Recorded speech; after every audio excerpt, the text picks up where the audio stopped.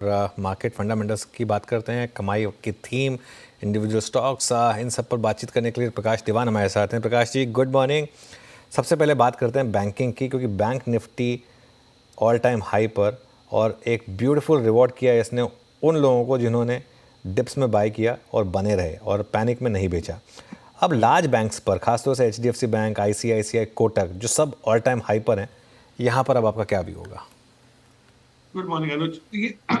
ये जो मूव आया है ये एक अंडर परफॉर्मेंस को करेक्ट करता हुआ आपको दिख रहा है इसमें कि जो 1.5-2 महीने में जो अंडर परफॉर्मेंस थी, और इनफैक्ट 4-5 महीने भी एक्सटेंड टाइम फ्रेम करें तो बैंक्स ने अंडर परफॉर्म किया था, और सभी को ये समझ आ रही थी कि अगर कोई रिवाइवल आता है तो पहले लीड करेगा बैंक निफ्टी या बैंक्स की पार्टिसिपेशन से। अब वह ये है कि एक मूव जो पहला 10-12% का जो करेक्टिव मूव था ये अंडर परफॉर्मेंस को करेक्ट करने के लिए, वो तो आ चुका है। अब जो नेक्स्ट मूव आएगा 10-12-15% का, उसके लिए आपको थोड़ा से नंबर्स का सहारा लेना पड़ेगा। उसमें कोई टेक्निकल फैक्टर्स या सेंटिमेंटल फैक्टर्स नहीं है, फंडामेंटल्स पे चलेगा। तो थोड़ी सी रफ्तार यहाँ से प्राइस मूवमेंट की, वॉल्यूम एक्शन की थोड़ी सी ग्रेजुअल होगी। मैं ये नहीं कह रहा नहीं होगी, पर ग्रेजुअल होगी।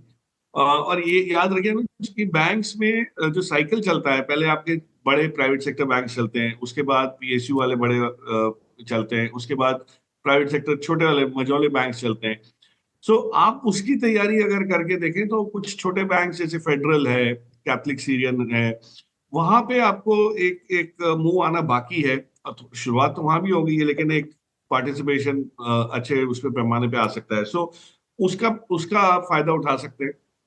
And of course public sector banks are also very positively placed, क्योंकि कॉस्ट ऑफ डिपॉजिट्स उनकी जो है वो इतनी नरम है, और क्रेडिट ग्रोथ जैसे ही आएगी, एक्सपेंशन आएगा, वहां भी आपको एक उछाल आने की वो है। तो उसमें कैनरा बैंक हो गया, बीओबी हो गया, इस टाइप की बैंक्स को भी आप, थोड़ी बड़ी बैंक्स को देख सकते ओके।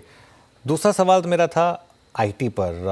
हैं। कल हमने देखा इंटरेस्टिंग रिएक्शन, इन्फोसिस खराब नंबर पे चला, टाटा एलेक्सी खराब नंबर पे ज़बरदस्त दौड़ा। आज हालांकि वापस गिरावट है इन शेयरों में, लेकिन यहाँ पर अब क्या व्यू बन रहा है आपका? अनुज, थोड़ा सा आईटी से परहेज करना जरूरी इसलिए है कि जो बड़े दिग्गजों के जो नंबर्स आए हैं, और ऑफकोर्स आज एचसीएल टेक के नंबर्स आ जाएंगे तो टॉप 4 की जो सूची है वो एक क्लियर पिक्चर वहां आ जाएगी। मेरी समझ में ये है कि आईटी में कोई गाइडेंस ऐसी बहुत उत्तेजना पूर्ण कोई आई नहीं है कि भाई आप आगे चल के कुछ नंबर्स में एक्साइटमेंट देख सके, अर्निंग्स ग्रोथ हो या टीसीवी, मतलब ऑर्डर विन्स अच्छे हो। तो हो सकता है कि जो यूएस का माहौल है उसका ओवरहैंग आपको रह सकता है एक आध और क्वार्टर आगे। तो अगर जून या सितंबर एंड के क्वार्टर तक आप इसको थोड़ा सा साइडवेज मूव अनुमान लगा के चले तो बाइंग अपॉर्चुनिटीज बनेगी, और आपको करेक्टिव एक्शन जब ऊपर की साइड दिखना शुरू होगा तो बहुत डिस्टिंक्टली मौके मिलेंगे, ट्रिगर्स मिलेंगे, तब लेना ज्यादा मुनासिब है। क्योंकि अभी लेंगे तो आपको पता नहीं है कितना लंबा टाइम करेक्शन आ सकता है। शायद प्राइस करेक्शन बहुत ज्यादा ना हो, और इनफैक्ट डिविडेंड यील्ड अब तो काफी इंप्रूव हो गई, 4-4.5% कई स्टॉक्स में तो आ रही है। तो I would wait for the environment to improve, and उसके बाद कुछ पहल कर सकते हैं। बट एकदम से यहाँ से मुंह आना इस टाइप का वो नहीं। हाँ, एफआई का पैसा अगर बड़े पैमाने में आना शुरू होता है तो हमें पता है कि बीएफएसआई मतलब बैंकिंग फाइनेंशियल सर्विसेज में, आईटी में ही लगता है पहले, तो उस लिहाज से भी थोड़ी सी अप मूव आ सकती है, बट नरम रहेगी। साइडवेज मूवमेंट ज्यादा एक्सपेक्ट कर रहा हूँ मैं। फंडामेंटल्स को थोड़ा सा समय लगेगा इंप्रूव होते हुए, खास करके मार्जिन और रेवेन्यू ग्रोथ। इस बीच निफ्टी वो 24,200 के जोन को, वो कॉल आइटर्स के जोन जो कि कल के सबसे बड़े कॉल आइटर्स थे, थोड़ा सा स्ट्राइक कर रहा है बार बार। प्रकाश सर प्रणाम। ये बताइए, हमने आईसीआईसीआई बैंक, एचडीएफसी के बैंक के नंबर्स पे बहुत स्ट्रॉन्ग रिएक्शन देखा, ऑल स्किप्स हमें trading at all time high. But इस बार आप पीएसयू बैंक से कैसे नंबर एक्सपेक्ट कर रहे हैं, स्पेशली कंसिडरिंग द फैक्ट कि ट्रेजरी गेन्स इस बार वो नज़र आएंगे, और एक price differential between the price performance of PSU and private bank, बाजार उसमें भी कहीं ना कहीं इंटरेस्टेड नज़र आ रहा है। आप उसमें कितना इंटरेस्टेड हैं, और प्राइवेट ये पीएसयू बास्केट में आपका प्रेफर्ड क्या है इस वक्त? नमस्कार वीरू। नहीं, ये सवाल बहुत इंपॉर्टेंट है, क्योंकि हमको पता है कि मोमेंटम बैंकिंग में है, उसके साथ रहना for traders, for tactical players important हो जाता है।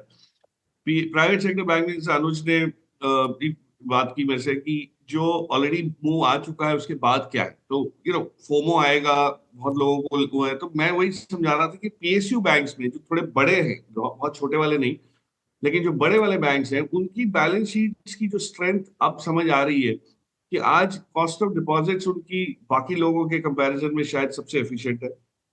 उनका कोई डिपॉजिट क्रेडिट डिपॉजिट रेशो में कोई इस टाइप की वो नहीं है कि आरबीआई कोई वो करे आज उसमें से लाए। मेरे हिसाब से बीओबी, कैनरा बैंक, इस टाइप के जो bank, SBI of course is one of the best, पर एसबीआई इसलिए मैं कर रहा हूँ कि एसबीआई में वॉलेटिलिटी थोड़ी ज्यादा रहेगी आपको, लेकिन अंडर परफॉर्मेंस को करेक्ट होने में जो जगह है और जो शुरुआत हो चुकी है वो आपको कैनरा बैंक और बीओबी। कैनरा बैंक का आप मुंह देखिए इस एक हफ्ते 10 दिन के अंदर, तो आपको बता रहा है कि it is waiting for that breakout. और जो रिटर्न ऑन एसेट्स वाले जो नंबर्स होते हैं उसके लिहाज से ये दो बैंक्स में बहुत अच्छा खासा आपको एक कंफर्ट मिलेगा। सो आई वुड बिलीव थोड़ा सा इसको ऐड करना अगर हो तो प्राइवेट से पब्लिक सेक्टर बैंक में, तो ये लार्जेस्ट बैंक्स करिए। बहुत छोटे जो बैंक्स हैं उस पर थोड़ा सा मुझे लगता है कि अभी ध्यान नहीं देना चाहिए। वो सस्ते लगते हैं, लेकिन जो जो चाल आती है, जो मुंह आता है, वो काफी लेट आता है। और मार्केट ऐसा है कि कल कुछ भी हो सकता है, कोई ऐसी अनाउंसमेंट आ गई जिससे ओवरऑल सेंटिमेंट खराब हो गया, तो उन छोटे बैंक्स में आपको मार ज्यादा पड़ जाता है। और लिहाज ट्रेडर्स के लिहाज से ये थोड़ा सा बड़े बैंक्स होता है। निवेशक के लिए ऑफकोर्स वैल्यू बाइंग कहीं भी हो सकती है, कोई उसमें दो राय नहीं है, but I would stick to some of the largest PSU banks.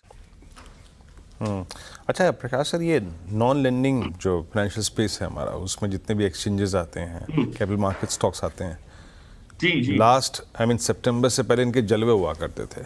अच्छा, बाजार ने बहुत सदा हुआ एक कैलकुलेटेड रिएक्शन दिया। Look at angel one, numbers खराब थे नो डाउट, वीकली एक्सपायरीज का जाना, और उनका क्योंकि टिकट साइज भी डेरिवेटिव्स में जो प्लेयर्स होते हैं उनका छोटा टिकट साइज है, वो रिटेल को कहीं ना कहीं टारगेट करते हैं, और मार्केट की खराब परफॉर्मेंस, बाजार ने बिल्कुल सदा हुआ रिएक्शन दिया। कैपिटल मार्केट थीम को इस पर चेस करना चाहिए क्या इस प्राइस पे? नहीं, बिल्कुल करना चाहिए। और मैं आपको एक चीज बताऊं, इंटरेस्टिंगली कई कैपिटल मार्केट जो प्लेयर्स हैं, वो मार्केट ऊपर जाए या नीचे जाए, दोनों में उनको फायदा है। तो अगर नीचे भी आते हैं तो ब्रोकरेज बनती है, नीचे आते हैं तो भी एक्सचेंज को पैसा मिलता है। तो मेरे हिसाब से इसमें तो कोई वो प्रॉब्लम ही नहीं है। और हमारे यहाँ पे फाइनेंशियलाइजेशन ऑफ सेविंग्स का जो कॉन्सेप्ट है, जो कि भी ज्यादा से ज्यादा लोग अपने पैसा इसमें ला रहे हैं मार्केट में, वो सबसे बड़ा फायदा इसका अंडरलाइन थीम वो है। ये नहीं कि मतलब आज मार्केट लेवल्स क्या है। ऑफ कोर्स इनमें कई जगह एंटिसिपेशन बहुत ज्यादा था, तो पी एक्सपेंशन थोड़ा जल्दी हो गया और मार्केट ने वो करेक्ट कर दिया, विच इज वेरी हेल्दी। लेकिन इस लिहाज से अगर आप देखें, जैसे बीएसई का स्टॉक है, अब एनएसई की स्टॉक की लिस्टिंग की बातें हो रही हैं, जो वैल्यूएशन पे लिस्टिंग आएगी, क्या आएगी, कब आएगी, हमें पता नहीं है। बट जो डिफरेंशियल बीएसई और एनएसई का है, उसको देखते हुए अभी भी बीएसई में काफी जगह है इम्प्रूवमेंट की। आपको लगता ये है कि ये तो पिछले 4 साल में 700 से 6,500 पहुंच गया, अब क्या जगह है, गुंजाइश है। बट अभी भी यहाँ से 15-20% गुंजाइश आपको बनी रहेगी, क्योंकि मार्केट वॉल्यूम्स इंप्रूव हो रहे हैं। और जो ऑप्शंस में मार पड़ा है, या जो स्लो डाउन हुआ है, या वॉल्यूम कम हुए, वो उससे एनएसई को फर्क ज्यादा पड़ा, बीएसई को इतना फर्क नहीं पड़ा। और अब एक स्टेडी स्टेट सा मुझे लगता है एक माहौल बन चुका है एक्सचेंजेस के लिए। और ऑफ कोर्स म्यूचुअल फंड की ग्रोथ को अगर आपको प्ले करना है, तो के फिनटेक, के फिन मतलब जो है वो बहुत बढ़िया एक वो है। उन्होंने एक इंटरनेशनल एक्विजिशन करके अपनी फुटप्रिंट भी बढ़ाने की कोशिश की, which is very good. D risk कर रहे हैं अपने आप को, मार्जिन भी अच्छे खासे वहां आ सकते हैं। बट याद रखिएगा, ये सारी स्टॉक्स थोड़े से एलिवेटेड पी पे अभी भी है, तो इनमें करेक्शन अगर आता है मार्केट में तो थोड़ा सा मार जरूर पड़ेगा। तो आपको जो लेना है उसको आप स्टैगर कर सकते हैं। मुझे अगर 100 रुपए लगाने हैं कोई इस थीम में, तो मैं 25-25 करके 4 बार करूंगा। जिस दिन मार्केट खराब हो, जिस दिन मार्केट गिरी है कोई और कारण से, नॉट कि इनकी वजह, इनके कोई स्पेसिफिक नंबर्स की वजह से, तब आप इनको लेके रखें, ऐड करें। That probably is a wiser strategy. और बड़ा सिंपल होता है एग्जीक्यूट करना। मैं तो मार्केट में खरीदारी तभी करता हूँ जब मार्केट में सेंसेक्स में 1000 पॉइंट नीचे है, तो आप देखो कि क्या हुआ है आज, लेने लायक क्या चीज बनी। अगर ऊपर है तो उसको छोड़ देना है, वो तो अपना काम करते ही रहेगा। ओके, चलिए प्रकाश जी, बहुत बहुत शुक्रिया हमारे साथ जुड़ने के लिए और इन सब Thank you, टॉपिक्स पर बात करने के लिए। अब